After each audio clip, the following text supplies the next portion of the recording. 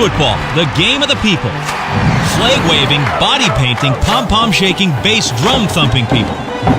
Every fall since 1896, teams from across the country have met on the gridiron.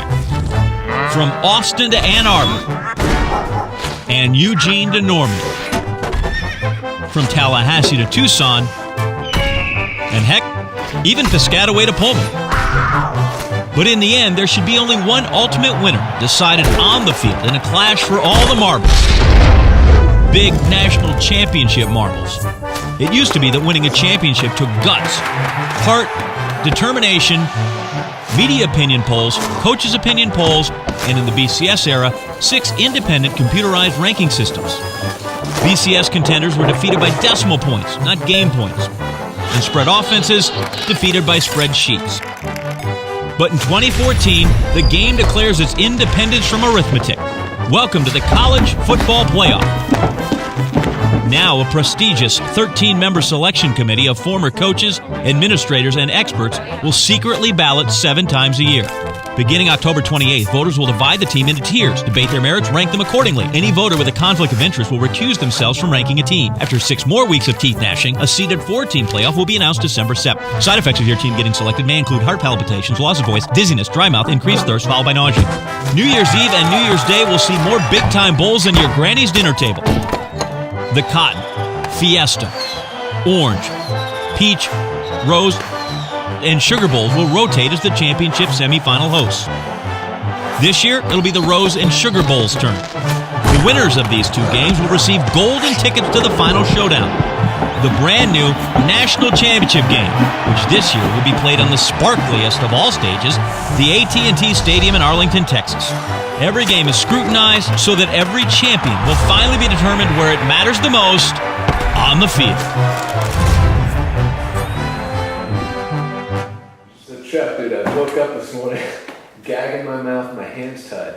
But hey, bar mitzvahs, right? Bar mitzvahs? Oh! We're rolling. Okay. Hello there, and welcome to the inaugural College Football Playoff Roundtable discussion.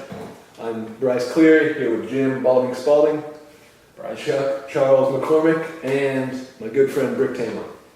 Great to be here, gentlemen. Thanks for having me. Absolutely. Thank you for joining us. I enjoyed the next Likewise. Now, good Chuck, sir. You, you're an ESPN affiliate. Tell us these viewing numbers that came in. Well, the numbers were off the charts. To begin with, we had over 34 million, nearly 34 million viewers in the inaugural college football playoff. And the 3 games that made up the college football playoff were the 3 top programs in cable history. Wow. Most sports programs in cable history. 18.2% of U.S. households tuned in for the game. Astonishing. Huge numbers. Now, the championship itself generated a 31% increase in viewership from the 2 semifinal games. Wow, 31. And a 24% increase in ratings from the 2014 BCS Bowl. Right. Now, I mean, that sounds great. What am I missing something here? Chuck, I saw the viewing numbers, I heard them, but I also got my expense reports. Yeah, I mean, let's get down to the nitty gritty. Expenses were through the roof. The brass taxes here, gentlemen. Ohio State spent the most amount of money in the college football playoff. They were the champions, but they spent $4.4 million. And for 2 games.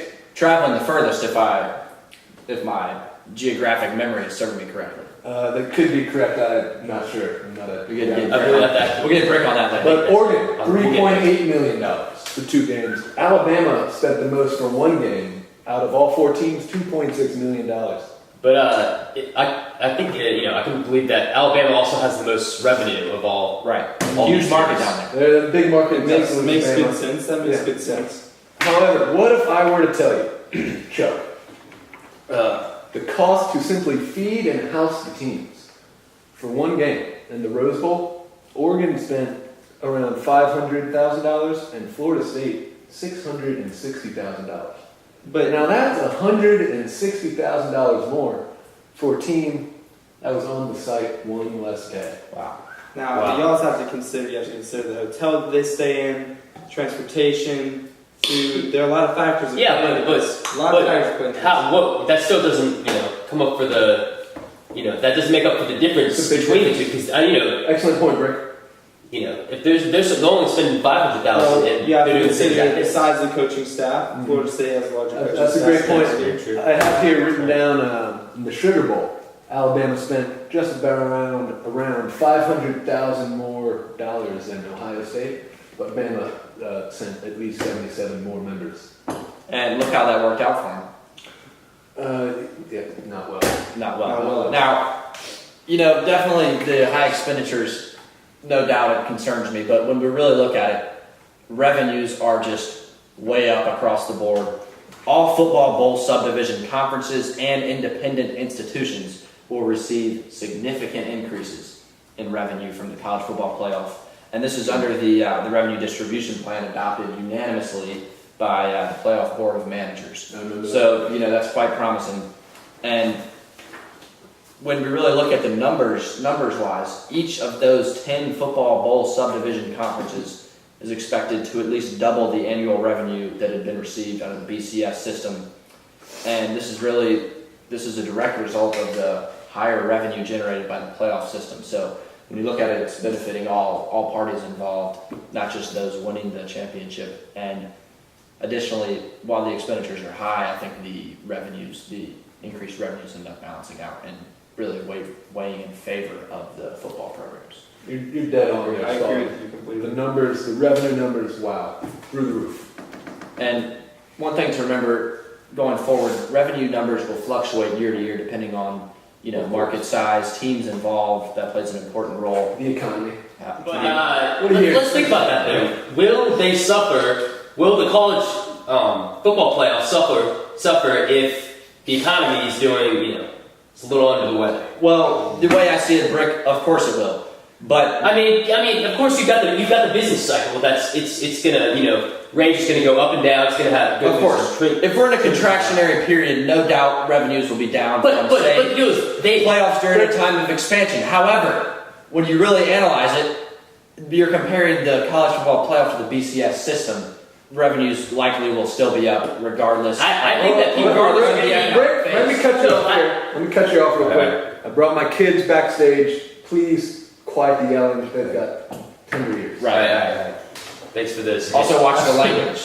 Yes. So Now, even Dallas. I was just gonna say, I think that, but we just have to think about this a little bit. And if people, are having hard times in the economy, maybe they're gonna need, college football more than ever. Maybe they're really gonna. That's very true. Maybe we might not have a jump in ticket purchases, but it might still stay low. Now, ticket purchases aren't necessarily. Ticket purchases It'll likely the sell out. people tuning in. It will likely sell out every year, And as it is also- a championship. But viewership is what you're looking at, and Correct. you have to understand viewership is higher than it ever was with the BCS system. And that is based on the trends that I'm seeing in my graphs here. That's expected to continue, regardless of Well, of course it'll economic always increase. health. Exactly. It's just, is it increasing at the rate it should? So what we're trying to say is that the new college football playoff design is going to be at a higher level than the BCS Bowl, regardless of the situation with the economy. Right. So if the economy were in a contractionary period, it would still be higher with the college football playoff than it would be with the BCS system in the same period. So getting back to it, if I remember from my high school economics days, profit is equal to revenue minus expenditures. I couldn't argue there. That is You correct. call it. So clearly, Jim. large. I know, but we're good enough for this. So Usually works the other way around. don't worry about it. Don't worry about it. So large spending numbers, we're getting down to it, but the revenue here, it's coming in high. Right, and as a quote that we picked up from our previous meeting with Executive Director of the Playoff, Bill Hancock, great guy, Bill, met with us, That was an awesome. sweetheart, great. They know how to show good time. Right. That is true. That is correct. Now, he said that the college football playoff will include the top 4 teams, but every conference will benefit under the new arrangement. This approach rewards those teams that are part of the event and is fair to all conferences and independent institutions that participate and make the college playoff a possibility. It really will be a big win for all. Now, that's straight from the horse's mouth. And I think that kind of gets rid of a lot of the doubters who think that this is just to benefit the Power 5 conferences and that it's really kind of a racket. Because there were some critics. There were definitely some critics. I have a question for you. Let me finish. Take a minute, Chuck. There were some critics, but when you look at just the plain facts of it all parties involved will benefit regardless of their participation in the playoff. That checks out, man. Now, would you consider this an incentive or just a product of college football playoff? Repeat the question. Yeah, what are you trying to get at here, Chuck? Now, It sounds to me like you got a bone to pick. I don't have a bone to pick. Did you get out of Forget the it. wrong side of the bed this morning? Where do you get off? Forget it. Chuck, it's okay. We all had a bad night last night. I'll give you a break on this one. Bar mitzvahs. All right. Now, Brick Timlin, you seem to be doing a lot over there. What are you doing over there? I'm trying to. You're a statistician here. What are you doing? Why don't you show the audience? I think we'll take a quick commercial break and be right back. The College Football Playoff National Championship Trophy, presented by Dr. Pepper. Let's go, Dr. Pepper here. Let's go, Dr. Pepper. There you are. College Football Playoff Trophy, presented by Dr. Pepper. I know I'm not supposed to, but I just want to touch you. You're like the Greek god of trophies. Classic. Timeless. Wish I could host a party for you so I could introduce you to my friends. Selfie. What do you think you're doing? I still see you, Larry. Let's go, Dr. Pepper. Yeah, let's go. I'm back from the short break. Now, over the break, old Balding here was giving me a little rundown and tell them the audience. Right. Well, further referencing our meeting with Mr. Hancock a few weeks ago, he worked to lay out for us how revenue will be distributed and how the distribution plan actually goes down. So there are 4 components to the distribution. The first is a new allotment that provides revenue to conferences based on the number of teams meeting the NCAA's then existing academic progress rate, APR, for participation in a postseason football game. Now that's good as it rewards and encourages academic participation and academic Not excellence. only athletics, but we're talking academia here. Right. Now remember, student athletes are student athletes. Student before Student athlete. first. Athlete second. Right. Now, part 2 of this 4-part plan is a base share, which is just a share of the overall revenue that is spread out to the conferences. Mm-hmm. Number 3 is a share allocated for participation in one of the games. So it does incentivize good play on the football field, on the gridiron, which you have to do. That's how we can get such great viewing numbers and thus high revenue. So that's important as well. Your numbers are up for sure. And 4th and finally, expenses for participating institutions. So when you look at this, one of the concerns we had earlier were the high costs for the teams for travel and their stays. Now, if you look at it in reality, they will be getting reimbursed quite significantly. Yes, they certainly will be. So basically alleviating that concern, which is nice. So when we look at the actual numbers of these component breakdowns, the first one, each conference will receive $300,000 for each of its schools when the school's football team meets the NCAA's academic progress rating for participation in a postseason football game. Each independent institution will also receive the $300,000 when its football team meets the standards. So this is across the board, regardless of athletic achievement. Teams will benefit from this playoff. And that's the most important part. Right. I'd like to talk right about third point and the viewing numbers too. For the first year, this could not have gone any better with the 4 teams in it. I mean, Ohio State, Alabama, Florida State, and Oregon, they have 4 of the biggest fan bases across the country. Absolutely. So that certainly helped. Hopefully that continues in the future. Well, I think that's. That is correct. But I do have a question for you. As the years go on, and you have to understand that the college football playoffs they were a new thing this year, so obviously everyone wanted to see them. A lot of people wanted to see Absolutely, them for no the doubt. first time. Now, do you expect viewing numbers to drop off a lot in the coming years? Well, hold on. As you know, if they can collaboratively synthesize low-risk, high-yield supply chains, I think that they might be able to achieve that. What do you think, Balder? I'd be forced to agree with you there, Rick, from what you from the evidence you just presented. Now back to the question: falling viewing numbers and revenues in the coming years. You know, as this was a novelty item, a novelty program this year, that is a slight concern of ours. But when we really look at it, I think we have a product that the public wants. The demand is high. Absolutely. Football in general, the market for football is growing and growing. Very true. And- Very true. And the supply is staying the same size, and I think the increase in demand, I think demand will continue to increase. And I think we shouldn't have, there might be a slight drop off next year. It really, a lot of it depends on the teams involved. Well, But now I don't expect any serious speed. Well, now you're getting into the situations, the sometimes the legal trouble that the schools are getting into, and how are you referring to how that might affect overall profit of the college football playoffs next year? Like, for example, student athletes, staying out of trouble and staying on the field. In fact, I wasn't, Rick. That is, however, a concern. Interesting topic that you just brought up. Very interesting topic, but As as a you concern of have, mine. However, I think that doesn't have quite as much effect on the playoff. I think maybe the football market in general, but the playoff, Right. I think, is more.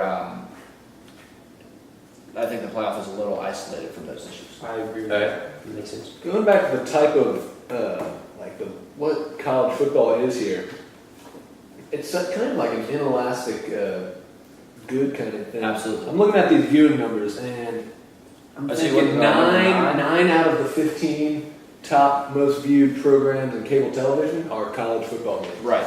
And I think What- Great. It's not going to change. great observation. Look at that. The, We're heading the inelasticity. I do like that. And honestly, when we look at it, it reminds me a little bit of heating oil in New England. Absolutely, it certainly does. Football The public America. wants it; they're gonna get it. They're not holding back. They're just gonna. I think they'll. I mean, you need heating oil in New England. And Right. you need football in America. Those two Chuck, go together. you Now, just made my day. if I see something right there, number 9, the 9th most Number 9, viewed cable television event. January 3rd, 2015, Carolina Panthers beat Arizona Cardinals, 9th most viewed cable program ever. Go Thurs. That was a good game. Good game. Heck of a game. Now, upon reviewing all this information, any closing? Any closing remarks? Closing remarks. Close it off. So basically, what we've gone over here today in this discussion is revenue numbers are very promising. They will ensure continued success of the CFP, college football playoff, and they could potentially allow for the expansion of the playoff, which Right. we hope in these That's next another years. thing. And that's an issue we'll get That's into. another day. That's our next roundtable. That's next week, Thursday at 9 p.m. Definitely an interesting topic, though. Gentlemen, thanks for joining us. Thank you. I enjoyed having you guys here. This is a good time. Bryce. Have a good time. All right. Mr. Greenwater, thanks for having us. Well done. I'm Mike Concho here reporting to you from New Orleans. As you can see, everyone here is thinking about nothing but football. Now, the economics of this college football playoff are something we've never been able to venture into before. First thing I want to talk about is the aggregate demand of the college football playoff. As we look at the numbers, we analyze the numbers and specifically revenue and viewership, we notice that the aggregate demand it has increased and will continue to increase as long as the college football playoff is being used. Regardless of price levels, the demand of football is still going to be high. Everything is going to feel the effects of the college football playoff, including hotels, restaurants, small businesses, and then of course the NCAA itself and the college football playoff board. The local economy is also going to, the local economy of the venue is going to experience some increase in revenue and growth. In New Orleans in particular, the restaurants, they'll see a lot of growth. They'll see many customers come into their stores and the restaurants, and they'll experience a lot of increase in revenue. Also, the utility of the people visiting New Orleans. They get to go to a college football playoff game, the inaugural college football playoff game. It's the first one ever, and in that way, they get very high utils. And also the national economy, something we want to talk about. That doesn't increase as much as the local economy. However, it will see some growth in GDP and revenue.